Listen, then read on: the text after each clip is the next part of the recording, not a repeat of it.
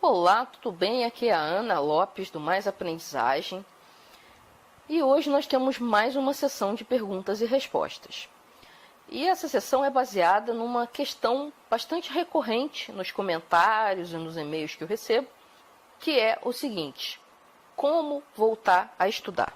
Você está um tempo fora da escola e você resolveu que quer mudar de vida e que quer voltar a estudar, mas você está sem prática, as coisas mudaram muito. Como é que você faz para voltar? Bom, depois da vinheta eu vou te dar 7 dicas para fazer isso.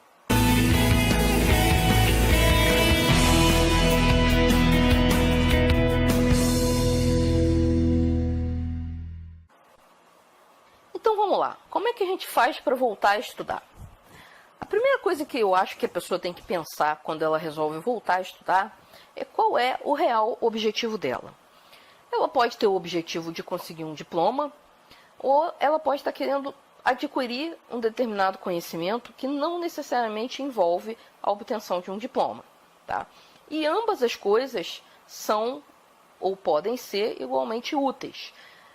Por exemplo, uma pessoa que tem uma carreira estabelecida numa empresa privada de grande porte ou no funcionalismo público, muitas vezes precisa de um diploma para continuar a ascender na carreira. Tá? Em outros casos, a pessoa precisa mesmo do conhecimento para poder atuar melhor no seu mercado, ou para poder mudar de mercado, atuar em outro mercado. Enfim, tem vários motivos pelos quais as pessoas resolvem adquirir novos conhecimentos. E muitas vezes não precisa do diploma. Tá? O caso do marketing digital é um caso claro, em que você precisa aprender a fazer o marketing digital. Você não precisa necessariamente de um diploma para isso. Tá? Então, você tem que ter essa clareza de se você precisa de um diploma ou se você precisa do conhecimento da coisa para colocar em prática. Tá? Por que eu estou falando isso? Porque um diploma, em geral, custa caro e leva bastante tempo para você obter. Tá?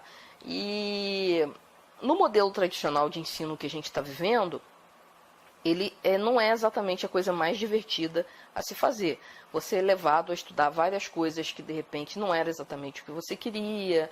Tá? Você está sujeito a uma série de restrições e de limitações impostas pelas instituições, pelo MEC e tal. Então, você tem que seguir uma certa cartilha que não é necessariamente aquela que vai te levar mais rápido ao ponto que você quer, a não ser que o diploma seja essencial. Agora, se o que é essencial para você é o conhecimento de como fazer alguma coisa, de como exercer uma determinada atividade, você tem opções de outros tipos de cursos. Tá? Podem ser cursos livres, presenciais ou online. Você pode estudar por livros, né? Você pode estudar com mentores. Você tem diversas maneiras de trabalhar para conseguir o conhecimento que você precisa para atuar naquilo que você quer. Ou às vezes você quer só o conhecimento pelo prazer de aprender. Tá? Isso também é um objetivo super válido e leva mais ainda para a alternativa dos cursos livres. Daqueles cursos em que você vai fazer só direcionado para aquilo que você quer aprender realmente. Tá? E está crescendo muito no Brasil o mercado de cursos online. A gente tem bastante cursos interessantes aparecendo. Então dá para você aprender muita coisa sem ter que se deslocar de casa, sem ter que morar num grande centro. Tá? Então tem muita coisa para ser feita aí nesses termos. Então a primeira dica é essa. Entenda bem qual é o seu objetivo para que você possa descobrir qual o caminho mais curto ou mais divertido ou mais interessante para você atingir esse objetivo. A segunda dica é uma dica pragmática. Comece, mas comece devagar. Tá? Isso é similar a quando você faz exercício físico. Quando você está totalmente sem se exercitar há anos e de repente o seu médico fala ou você se exercita ou você vai morrer cedo e tal, e você se desespera e você começa a fazer exercício físico, você não vai começar o exercício pelo mais difícil. Você não vai logo de cara tentar correr 1 hora. Você não vai logo de cara tentar pegar o peso mais pesado. Tá? Você vai começando devagar, algumas vezes na semana, acostumando o seu corpo, né? Vai sentir aquelas dores no início. Tá? E com o conhecimento é a mesma coisa.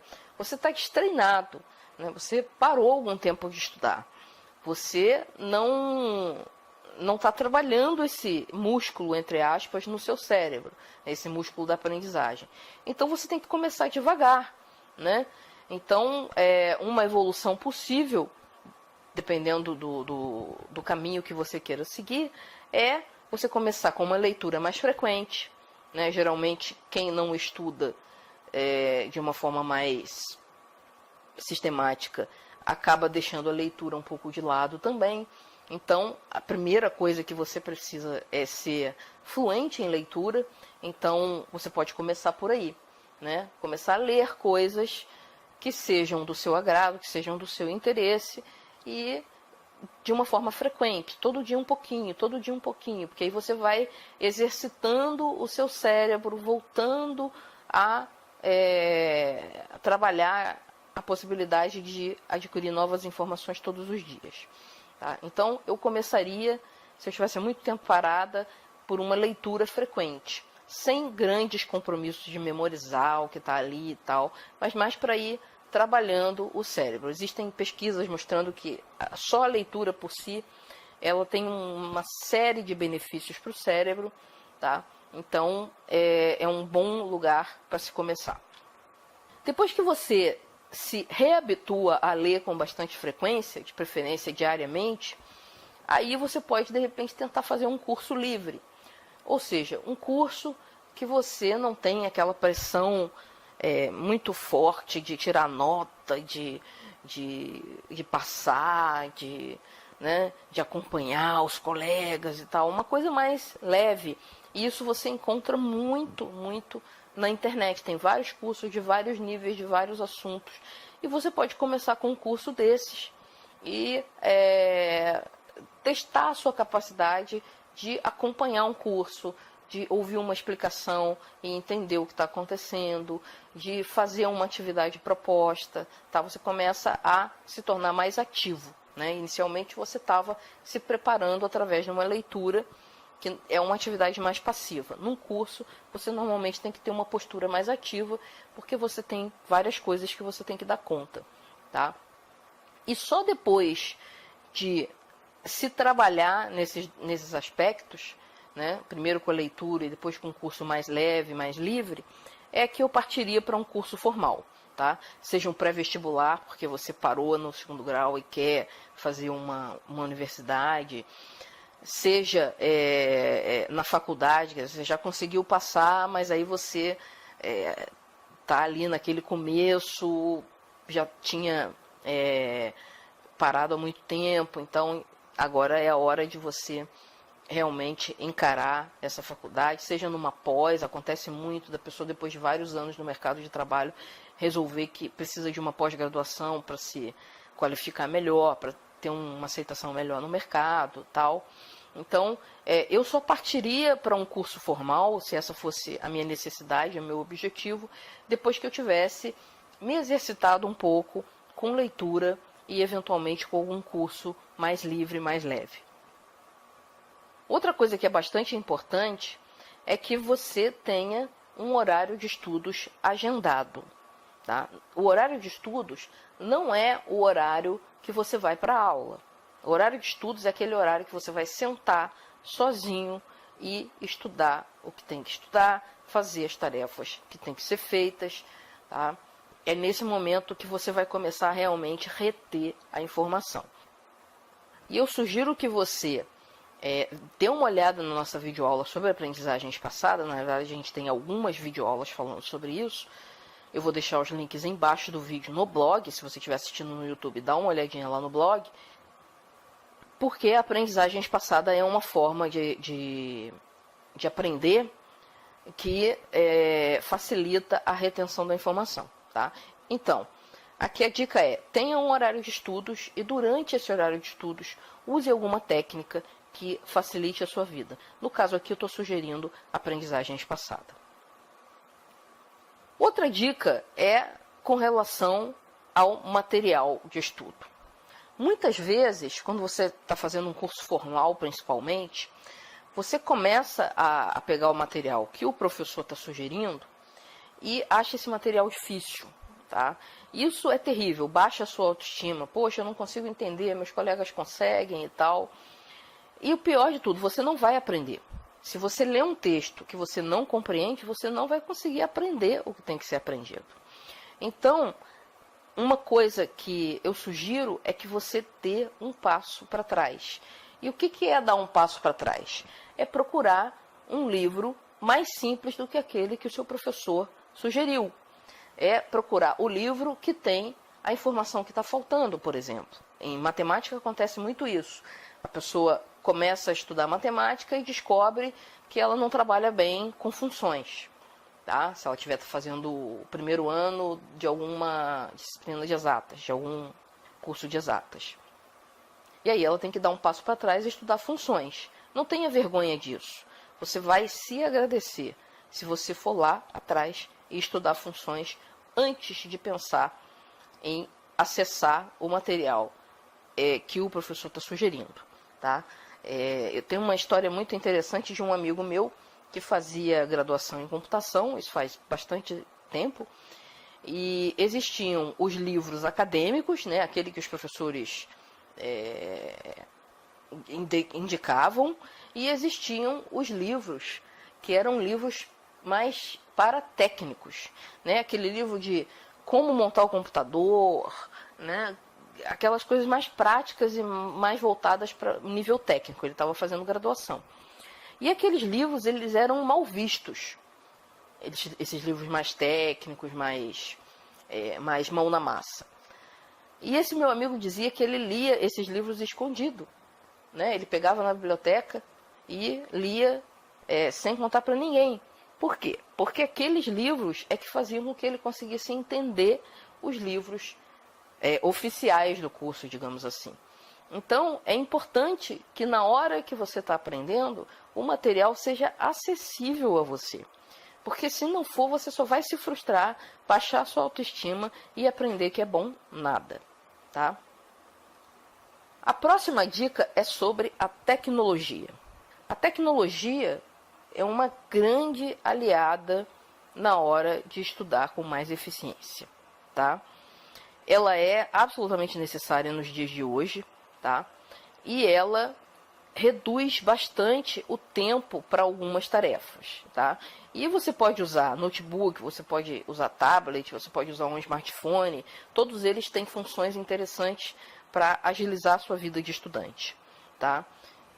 E se você não sabe mexer com tecnologia num grau razoável, isso pode ser uma boa coisa. Porque o aprendizado dessas novas tecnologias pode servir de uma espécie de aquecimento para os seus neurônios. Então, se no ano que vem você está programando fazer uma pós e você quer usar a tecnologia a seu favor, comece a descobrir o que as pessoas usam naquela sua área, né? Que tipo de software elas usam, que tipo de dispositivo elas usam, como é que eu posso usar um smartphone para me tornar mais produtivo. Tudo isso é aprendizagem e tudo isso vai aquecendo a sua mente, o seu cérebro, para que ele comece a se reacostumar a obter novas informações e atuar sobre elas. Tá? Então, use a tecnologia a seu favor, você vai se agradecer por isso. Uma sexta dica que eu dou é que você procure entender o funcionamento do seu cérebro. Tá?